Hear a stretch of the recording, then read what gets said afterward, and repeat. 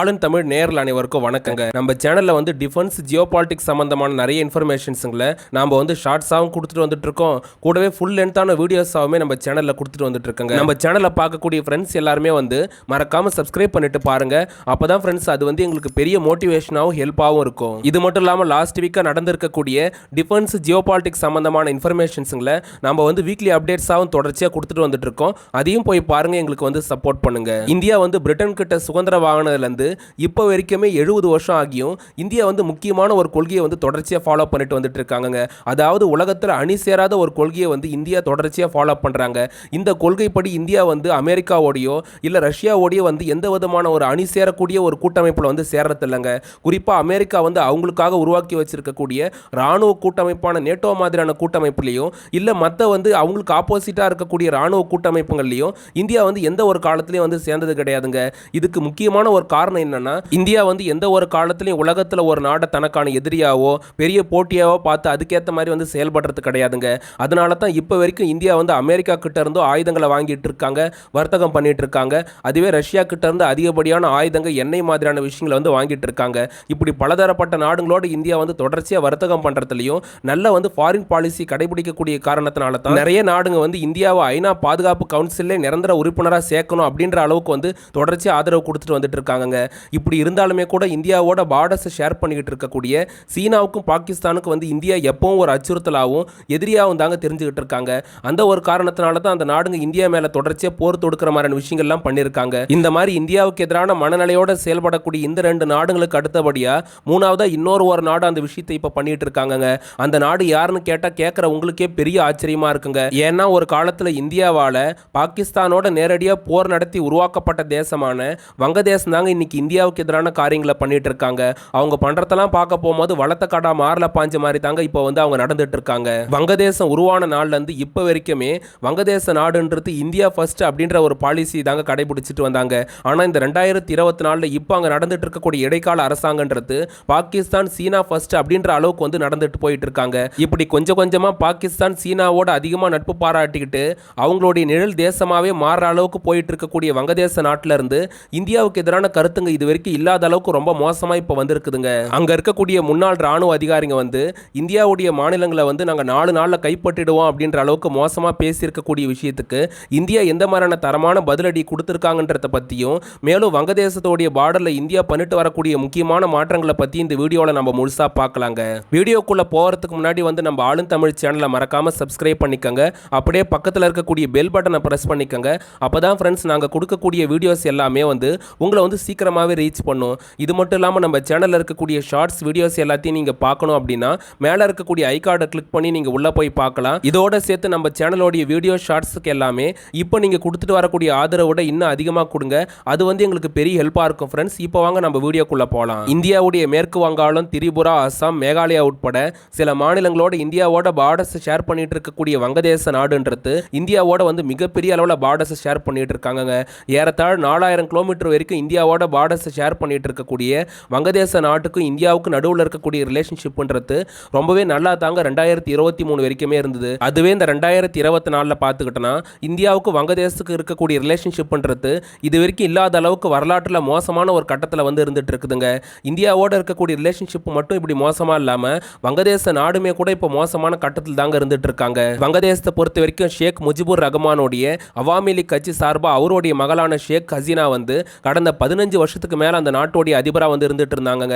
இப்படி இருக்க போகும்போது இந்த 2024 நடந்த நாடாளுமன்ற தேர்தலில் கூட அவங்களே ஜெயிச்சு அந்த நாட்டோடைய அதிபராக வந்து வந்தாங்க. இப்படி இருக்க போகும்போது அவங்க ஆட்சிக்கு வந்து சில மாசத்திலே வந்து அங்கே இடஒதுக்கீடு சம்பந்தமாக நடந்த மாணவர்களுடைய போராட்டத்தில் எதிர்க்கட்சிகளும் கூடவே வந்து அமெரிக்கா, சீனா மாதிரியான வல்லரசு நாடுகளுடைய கையில் இருந்த காரணத்தினால அந்த போராட்டம் வந்து ஒரு கட்டத்தில் பெரிய போராட்டமாக மாறி ஷேக் ஹசீனா வந்து அந்த நாட்டை விட்டு தப்பிச்சு இந்தியாவில் வந்து தஞ்சம் அடைகிற அளவுக்கு மாறி போச்சுங்க. ஷேக் ஹசீனா இந்தியாவில் தஞ்சம் அடைஞ்சதுக்கு அப்புறம் அங்கே இருக்கக்கூடிய எதிர்க்கட்சிகளுக்கும் மற்ற அமைப்புகளுக்கும் வந்து பெரிய கொண்டாட்டமாக மாறி போச்சுங்க.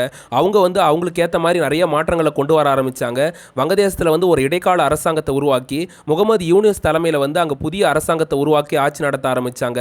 அதாவது வங்கதேசத்தில் ஷேக் ஹசீனாவுடைய ஆட்சியில் ஏற்பட்ட பிரச்சனைங்க எல்லாத்தையும் நாங்கள் சரி பண்ணுறோம், நாட்டை மிகப்பெரிய அளவில் பொருளாதார கட்டமைப்புக்கு வளர்த்தெடுப்போம் அப்படின்லாம் பேசினவங்க. ஆனால் அதுக்கு அப்படியே நேர்மாறாக வங்கதேசத்தில் என்ன பண்ணிட்டு இருக்காங்கன்னா இந்தியாவுக்கு எதிரான காரியங்களை தொடர்ச்சியாக பண்ணுறதும் கூடவே சீனா, பாகிஸ்தானோடைய கையை வந்து அங்கே பெரிய அளவில் உள்ள கொண்டு வர மாதிரியான விஷயம் விஷயங்கள் எல்லாத்தையும் அவங்க பண்ணிட்டு வந்துட்டு இருக்காங்க. ஷேக் ஹசீனா பிரதமரா இருந்த வரைக்கும் இந்தியா ஃபர்ஸ்ட் அப்படின்ற பாலிசி அவங்க கடைபிடிச்சதுனால பாகிஸ்தான் சீனாவை வந்து அங்க உள்ள பெரிய அளவுல அங்க அனுமதிக்கலங்க. ஆனா இப்போ அங்க நடந்துட்டு இருக்கக்கூடிய இடைக்கால அரசாங்கம் வந்து பாகிஸ்தானுடைய பேச்சை கேட்டு துருக்கி கிட்ட இருந்து பைராட்டர் ட்ரோன்ஸை வாங்குறதுக்கு பெரிய அளவுல டீல் போட்டு முதல் கட்டமா 6 பைராட்டர் ட்ரோனை வாங்கி பங்களாதேஷ் இந்தியா பார்டரை ஒட்டி வந்து டிப்ளாய் பண்ணிருக்காங்க.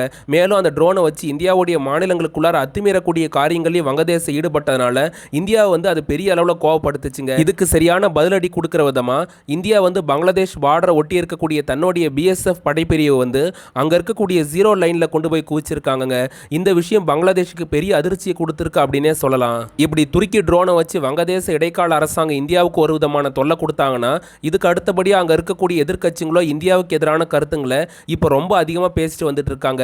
இது எல்லாத்த விட ஒரு படி மேலே போய் அங்க இருக்கக்கூடிய முன்னாள் ராணுவ அதிகாரிகளோ இந்தியாவுடைய மாநிலங்களா இருக்கக்கூடிய மேற்கு வங்காளம், திரிபுரா, அசாம், அதுக்கப்புறம் வந்து ஒடிசா, பீகார் மாதிரியான மாநிலங்களை எங்களுடைய ராணுவ படைப்பிரிவு வச்சும் கூடவே 20 லட்சம் வாலண்டியர்ஸை வச்சு எங்களால் நாளே நாளில் கைப்பற்றி காட்ட முடியும், அதுக்கான முழு பொட்டன்ஷியல் எங்களுக்கு இருக்கு அப்படின்ற மாதிரி வந்து மோசமான ஒரு பேச்சை வந்து பேசி வச்சிருக்காங்க. இந்த பேச்சுக்கு வங்கதேச அரசாங்கமும் அவங்கள பெரிய அளவில் கண்டிக்கலன்றது யதார்த்தமான உண்மையா இருக்குதுங்க. வங்கதேசத்துலேருந்து வந்த இந்த மோசமான கருத்துக்கு டிப்ளமேட்டிக்காக கடுமையான வார்னிங் இந்தியா கொடுத்துருக்கக்கூடிய அதே வேளையில் வங்கதேசத்தோட பார்டர்ஸை ஷேர் பண்ணிட்டு இருக்கக்கூடிய மேற்கு வங்காளத்தோடைய முதலமைச்சரான மம்தா பானர்ஜி என்ன சொல்லியிருக்காங்கன்னா, நீங்க வந்து எங்களுடைய மாநிலங்களை கைப்பற்ற வரைக்கும் நாங்கள் வந்து லாலிபாப் சாப்பிட்டு இருக்க மாட்டோம், நீங்க வந்து மனநோயில் இருந்துட்டு இருக்க மாதிரி பேசிட்டு இருக்கீங்க, இந்த மாதிரியான வெறுப்பு பேச்சுங்க எல்லாத்தையும் விட்டுட்டு உங்க நாட்டோடைய வளர்ச்சியை பற்றி பார்க்கறது தான் உங்களுக்கு நல்லது, இன்னைக்கு இந்தியா உலகத்தோடைய 4வது பிரம்மாண்ட ராணுவ சக்தியா இருக்காங்க அப்படின்றத மறந்துட்டு நீங்க இப்படிலாம் பேசிட்டு இருக்கீங்க அப்படின்னு வந்து கடுமையான வார்னிங் கொடுத்துருக்காங்க. இன்னைக்கு பாகிஸ்தான் சீனா கொடுக்கக்கூடிய தைரியத்தை எல்லாத்தையும் வச்சுக்கிட்டு அங்க இருக்கக்கூடிய அரசாங்கமும் அங்க இருக்கக்கூடிய ஆளுங்க எல்லாம் இந்தியாவுக்கு எதிராக இந்த மாதிரி மோசமா பேசிட்டு இருக்காங்க. ஆனா அவங்க நின்றுட்டு பேசிட்டு இருக்கக்கூடிய அந்த நிலப்பரப்பே 1971 இந்தியாவால் அவங்களுக்கு கிடைச்சதுன்றத அவங்க மறந்துட்டு இந்த மாதிரிலாம் பேசிட்டு இருக்காங்க. மனசாட்சியே இல்லாம இந்தியாவுக்கு எதிராக பேசிட்டு இருக்கக்கூடிய இன்னிய வங்கதேசம் வந்து 1970 வந்து உள்நாட்டு போரை சந்திச்சாங்க. அங்க வந்து வங்கதேசத்துல இருந்து லட்சக்கணக்கான மக்கள் இந்தியாவுக்கு வந்து அகதியா வந்தப்ப இந்தியா வந்து அந்த மக்களை அரவணைச்சாங்க, ஏத்துக்கிட்டாங்க. மேலும் அப்ப இந்தியாவுடைய பிரதமராக இருந்த இந்திரா காந்தி வந்து பாகிஸ்தானோட நேரடியாக போரில் ஈடுபட்டு வங்கதேசத்தை வந்து பாகிஸ்தான்ல இருந்து தனியா பிரிச்சு வங்கதேசம் ஒரு புதிய நாட்டையே வந்து உருவாக்கி கொடுத்தாங்க. அப்ப 40 வருஷத்துக்கு முன்னாடியே இந்தியாவுடைய ராணுவம் வந்து பாகிஸ்தான் ராணுவத்தை வந்து முழுசா சரணடைய வச்சாங்க. ஏறத்தாழ பங்களாதேஷ் லிபரேஷன் வாரப்ப 93,000க்கும் அதிகமான பாகிஸ்தான் சோல்ஜர்ஸ் வந்து இந்திய ராணுவத்துக்கிட்ட வந்து அன்னைக்கு சரணடைஞ்சாங்க. அப்படி 1970களில் வந்து நாங்கள் பெரிய நாடு, மிகப்பெரிய தேசம் அப்படின்லாம் பேசிட்டு இருந்த பாகிஸ்தானையே முழுசா சரணடைய வச்ச இந்தியா கிட்ட இன்னைக்கு வந்து வங்கதேசன்ற ஒரு குட்டி நாடு வந்து இந்த மாதிரிலாம் மோசமாக பேசிட்டு வந்துட்டு இருக்காங்க. இந்தியாவுடைய ராணுவ வலிமை எந்த அளவுக்கு வந்து கட்டமைக்கப்பட்டிருக்கு அப்படின்றத பற்றிலாம் கொஞ்சமும் யோசிக்காம தான் அவங்க பேசிட்டு இருக்காங்க. ஷேக் ஹசீனா வங்கதேசத்தோடைய பிரதமராக இருந்த வரைக்குமே அங்கே வந்து எந்த ஒரு காலத்திலேயே வந்து ராணுவ புரட்சி மாதிரியான விஷயங்கள்லாம் ஏற்படாத வகையில் இந்தியா வந்து பல வகையில் அங்கே சப்போர்ட் பண்ணி அந்த மாதிரியான விஷயங்கள் ஏற்படாமல் தடுத்தாங்க. இது மட்டும் இல்லாமல் வங்கதேசத்துக்கு வந்து பல வகையில் உள்கட்டமைப்பு உட்பட நிறைய விஷயங்களை வந்து இந்தியா பண்ணி கொடுத்துருக்காங்க.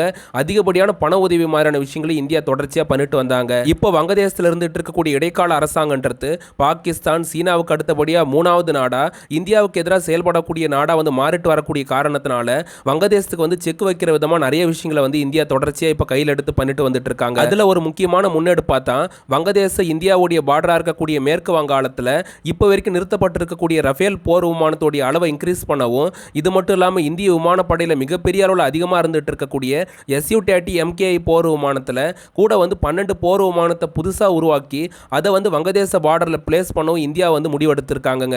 இது மட்டும் இல்லாமல் வங்கதேசத்தில் அத்துமீறி வரக்கூடிய ட்ரோன்ஸோடைய அளவு இப்போ ரொம்ப அதிகமாக இருக்கக்கூடிய காரணத்தினால அங்கிருந்து வரக்கூடிய ட்ரோன்ஸுங்களை சுட்டு வீழ்த்தி அழிக்கிறதுக்கு ஏதுவா இந்தியா வந்து புதுசாக ஆன்டி ட்ரோன் சிஸ்டம் வந்து பெரிய அளவில் அங்கே டிப்ளாய் பண்ண இருக்காங்க. அதோட சேர்த்து வந்து ட்ரோன்ஸுங்களை அழிக்கிறதுக்காகவே தனியாக ஒரு ஃபோர்ஸை உருவாக்கி அதையும் வந்து வங்கதேசம் பாகிஸ்தானுடைய பார்டர்ஸில் பெரிய அளவில் பிளேஸ் பண்ணவும் இந்தியா வந்து இப்போ டிசிஷன் எடுத்திருக்காங்க.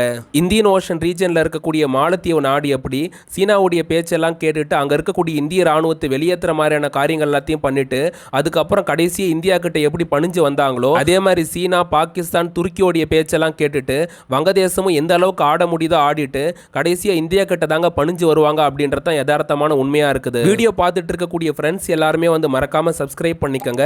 அப்படியே பக்கத்தில் இருக்கக்கூடிய பெல் பட்டனை ப்ரெஸ் பண்ணிக்கோங்க. அப்போ தான் ஃப்ரெண்ட்ஸ் நாங்கள் கொடுக்கக்கூடிய வீடியோஸ் எல்லாமே சீக்கிரமாக உங்களை வந்து ரீச் பண்ணும். நாங்கள் கொடுக்கக்கூடிய தகவல் எல்லாமே உங்களுக்கு பிடிச்சிருக்கா அப்படின்னா மறக்காமல் உங்கள் ஃபேமிலி அண்ட் ஃப்ரெண்ட்ஸுக்கு வந்து ஷேர் பண்ணுங்கள். இந்த வீடியோ சம்பந்தமான உங்களுடைய கருத்துங்களை வந்து கமெண்ட் செக்ஷனில் மறக்காமல் பதிவு பண்ணுங்கள். இது எல்லாத்தையும் தாண்டி எங்களுக்கு எதனா உதவ நினைச்சிங்கன்னா சூப்பர் தேங்க்ஸ் மூலமாகவும் கியூஆர் கோடு மூலமாகவும் உங்களால் முடிஞ்ச ஹெல்ப்பை வந்து எங்களுக்கு பண்ணலாம் ஃப்ரெண்ட்ஸ். அடுத்து ஒரு நல்ல டிஃபென்ஸ் ஜியோபாலிட்டிக்ஸ் வீடியோவோட உங்களை வந்து சந்திக்கிறேன். அது வரைக்கும் நம்ம சேனலில் இருக்கக்கூடிய வீடியோ ஷார்ட்ஸ் எல்லாத்தையும் பாருங்கள், எங்களுக்கு வந்து சப்போர்ட் பண்ணுங்கள்.